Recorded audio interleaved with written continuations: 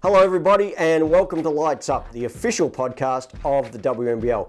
I'm Grantley Bernard alongside Sharin Milner, and Shaz, at the risk of sounding like a broken record, Bendigo keeps winning, Dandenong keeps winning, Adelaide, Townsville is still in there in the top four, and some really big scores again in round 15. Yeah, it was another exciting round, and it all kicked off up in Adelaide on Friday night. They bounced back and defeated the Logan Thunder 97-61. Absolutely controlled the paint there, 52 points coming from the paint. Laura Hodges top scoring with 20 points, and for Logan Thunder, Laurie Cohen continuing her season with 10 points there. Also, we had the ABC Game of the Week, and was it ever the Game of the Week? Bendigo Spirit at home defeating Townsville Fire 80-72. That one was tight the whole way through. It was just decided towards the end. Gabe Richards was an absolute monster, 29 points, 11 rebounds, and Kayla Standish was good again with 14 points. Saturday night in Canberra, Dandenong Rangers defeated the Caps 98-73. Probably the margin everyone predicted, but that one went right down to the last quarter. Jess Bibby, 18 points, 5 assists for the Caps, and for the Rangers, Monica Wright, 23 points. Rangers shooting at 52% from the field.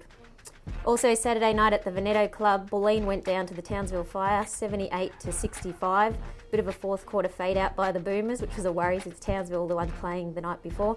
Rachel Jarry, 14 points. Kayla Standish, 18 points, 9 of 12 from the field.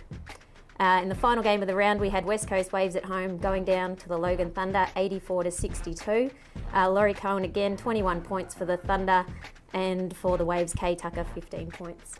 Okay, so that's round 15 of the WNBL season. Let's have a look at the ladder and see how things sit there. The ladder as it stands, Bendigo at 17-2, Dandenong 16-3, Adelaide 13-6, Townsville at 10-8. That's your top four. Then you've got Bulleen and Logan at 7-12, Canberra at 6-13, Sydney 5-13, and West Coast 3-13. A couple of interesting things out of last round, Shaz. Again, Dandenong running over teams in the fourth quarter. They went 26-9 in the fourth quarter against Canberra. They seem to have a little habit of that. Yeah, you blink and you miss it. You don't want to come out of a timeout asleep, because Dandenong will just put the lights out on the game. They are so potent with their offense, and they've got such quick style that they can pour on points in a hurry, and they did it to Canberra. But credit to the Caps. I mean, they were playing one of the hottest teams in the league, and they stuck with them all the way to the last quarter. So that's where the ladder sits right now, and with only a few weeks left in the season, Shaz, some teams have got a really busy schedule, some have got a tough run to the playoffs. And so for our talking points segment this week, we are in fact going to focus on the run to the playoffs. Let's firstly have a look at Bendigo and see what they've got coming up. They've got Sydney, West Coast, Adelaide, Canberra and Townsville to come. Where do you see that one going? Are they going to, can Bendigo run the table and go through the season undefeated the rest of the way? I think that's not a bad run home, with no disrespect to any of those teams. Obviously, the one at Adelaide's the big one. My prediction was a fail. I'll put the lid on Sydney right now. Their finals hopes are done. And that's who they've got coming up next week. I think they'll probably account for that. I wouldn't be surprised if, Sydney have, almost packed up for this season as well, although they will fight out the game, I'm sure. But yeah, Bendigo are looking good, and look, they're excited. It's exciting up there in Bendigo. I urge everyone to get out to their games and really give them some momentum going into finals, because what a great time to be part of that club. And yeah, I think those 5 games definitely winnable. So there's Bendigo, Shaz, and now on to Dandenong. The Rangers sit second on the table, and they are 16-3. Here's what they've got coming up: Adelaide, Logan, then a road double, Townsville and Logan. So they need to win all their games.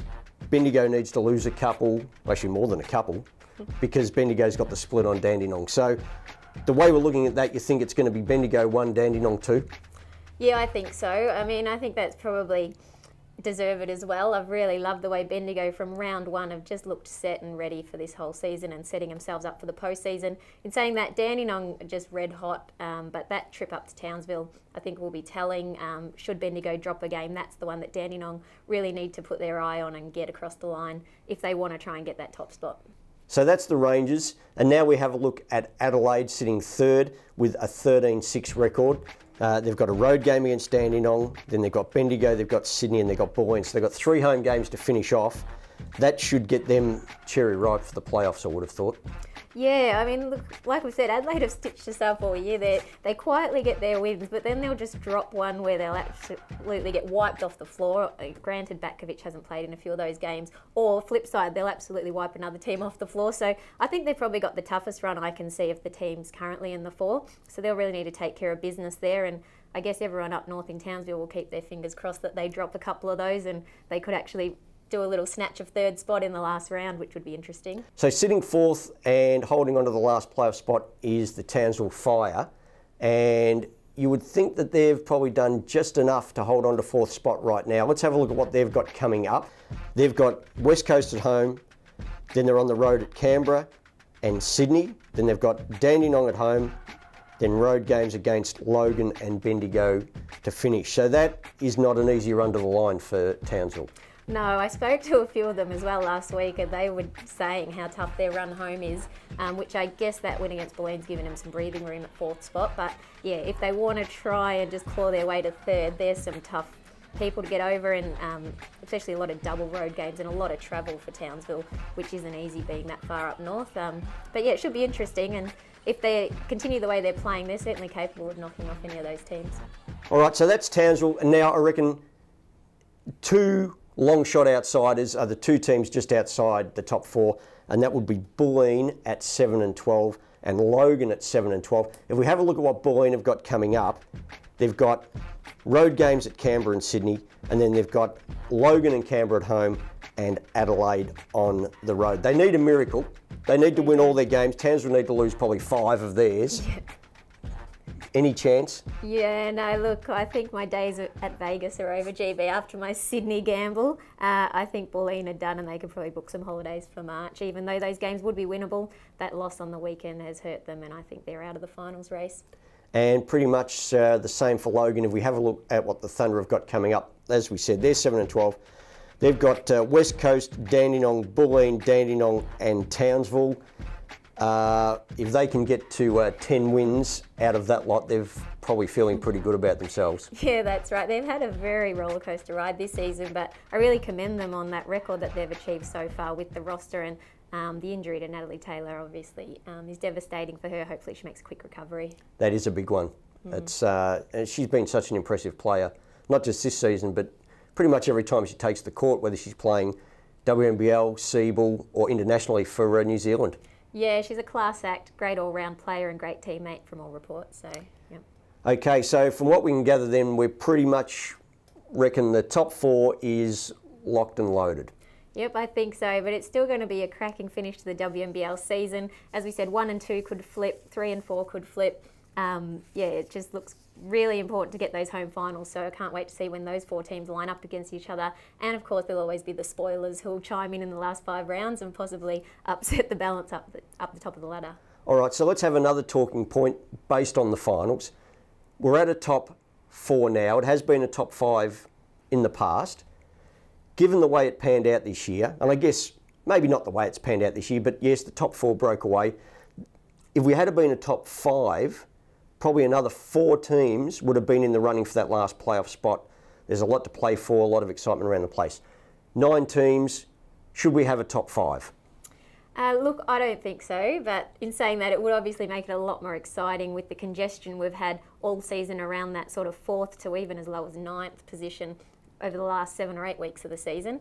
And it's always handy, I guess, for the 4th team who traditionally would host, I think, that midweek game when we had a top 5 system for their crowd to get to see their team in finals on their home court. So I acknowledge that they're great pros, but I think top 4 really is where it's at. It's what teams have been working for all season, and yeah, I can't wait to see them go at it. Fair enough. There's the boss of the Players Union. I'm sure she's got the players' opinion in mind as she tells us that we should be staying with a top 4. I'd like to see a 5, so I'm going to go the opposite way on you there, but nonetheless. That is our talking points for this show. And now we're going to get some talking points from the viewers, Shuz. And this week we have got a $100 skins voucher for the best question that we have received off Twitter and or Facebook. And we've picked a couple out that we want to address. And we'll stay with the finals theme. And the first one comes from Sam Kane, who wants to know, what is the structure of the finals? Okay, good question. For those out there, as you said, we've had top 5 in the past. So when you've got the top 4, generally in the first week of finals, we'll have 1 playing 2, which at this stage looks like Bendigo will host Dandenong to host the grand final. So the winner of that game has a week off the week after and basically gets their court prettied up for the grand final and gets excited, and that's obviously a massive win for either Bendigo or Dandenong. They look likely to play in that one.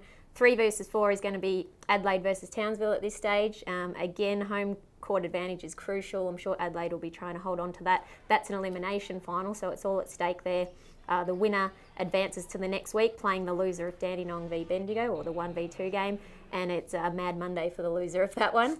And obviously the week after, that's the preliminary final, so that's hosted by the loser of 1v2. So, let's assume that Bendigo go through, then Dandenong would host that game against, say, if Adelaide beat Townsville, and then the winner of that would advance to the grand final. So that's how it works, GB. Well done. Very succinct and very clear. Let's just, while we're on that, you talked about you win the major semi-final, you get the week off to prepare for the grand final. In your experience, how important is that? Yeah, well, we had it twice in a row. The first year we could have used as an excuse that the week off was no good, and the second year we won it, so it was great. I think as far as Dandenong go, they've got a injury hanging over the head of their best player and a star of the league in Jenna O'Hea, who's been a bit limited. So, I mean, it is weeks away, but I'm sure teams, especially even Bendigo, I guess, with Christy Harawa and the amount of travel they do, would both probably want that week off, and the reward is you get a home final. So, yeah, I don't think there's any way of putting it other than everyone will be trying to win that first game if they're in that first semi. Okay, there you go. The second question we have is from Chris Somerville, and this one's to do with a non-playoff team. Tess Madgen's production has taken a dip with her playing more of the point guard role. Can she bounce back? I think she can. I think to say she's taken a dip is a bit harsh. She was obviously their big recruit. She had a great year with Bendigo Spirit. I think she was their MVP a couple of years in a row there. Really exciting player, but she's never actually played the point. So she got thrown into the point position. She's a really dynamic, exciting player, and I guess playing the point can expose her strengths as a weakness, and that is she's very aggressive, very attacking, so her turnover count's been extremely high. But you couple that with the fact that 4 out of the 5 times they're advancing the ball that's in her hands, that's where that's gone wrong, I think. So if you get her back into her half-court game, playing off a wing, she's almost unstoppable off a couple of dribbles. She's that quick and aggressive. So ideally next year, I think Boleyn will hope to keep her, put her into a natural role as a 2-3, maybe a bit of a pinch-hitting point guard. But yeah, I think that has been the dip, as our viewer there, Chris, has said, in Tess's game this year. Okay, there you go. So expect Tess Madgen to bounce back next season and be at her scoring best. Okay, you've got a choice here between Sam and Chris for the $100 skins voucher. Which way are you going to go? Oh, put it on me, GB. I tell you, one of these boys might want to give me a cut of these skins. I could use them with my old ageing body. I think I'm going to go for Sam Kane, though. Very good question about the playoffs. Timely. A lot of people out there will want to know, and now I've given you no excuse. If you go for one of those teams, get your home tickets to your team's final or book your tickets to travel and see them. There you go. So a $100 skins voucher on the way to Sam Kane. And thanks, of course, to Skins for that fantastic prize for the show. We're coming into week 16 of the season, and we've got a big Friday night coming up. Shaz, talk us through the games. Okay, so Friday night we've got the ABC game of the week. I think ABC would have thought this would be a cracker when they listed at the start of the year. Canberra Capitals hosting Bulleen Boomers. Both teams have obviously had some downers this year, but it'll be all on the line that night. There's no love lost between those clubs, so that'll be a good one. Tune into that. Also got Dandenong Rangers hosted Adelaide Lightning, which will be absolutely stellar game. Dandenong fans, get along. Your team needs the win there. Also up north, we've got Townsville hosting West Coast Waves, doing the big trip across Australia.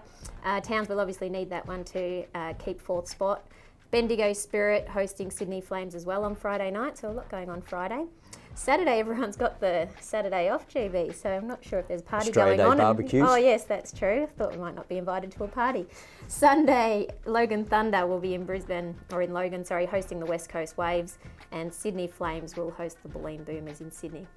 So there you go, a big Australia Day weekend of basketball for the WNBL with that fabulous Friday. Some really good games there, especially the Dandenong Rangers and the Adelaide Lightning, and I think probably Bendigo Spirit and the Sydney Flames could be a good one too, because Sydney, although they're going to miss the playoffs, they have been a tough nut to crack a lot of the time this season. They have. They've upset the apple cart. They definitely put a bit of a boot into Buleen's finals hopes when they travelled down to Melbourne, and they were close to denting a couple of other teams' finals. And yeah, they're playing well, so they've got the roster. They might just shape the finals in the next few weeks. You can check all the stats, you can check all the news, the schedules, whatever you need on the WNBL at wnbl.com.au. You can follow the league and the players on the Facebook page and also on Twitter. The official league account is at WNBL. You can also hit up Shuz at Sharin Milner 4 and our other co-host at Desi Globitz 6 on Twitter. Get onto that over the last few weeks of the season. And of course, we have to thank our great sponsors of the WNBL, starting with iiNet, And Champion, ABC, Australian Sports Commission, Sporting Pulse, Spalding, and ANFA. We're coming into week 16 of the WNBL season. We are right on the run to the playoffs. Don't miss a minute of the action. Don't miss a minute of Lights Up. We will be back next week. Until then, Shuz, keep balling. That's it for Lights Up.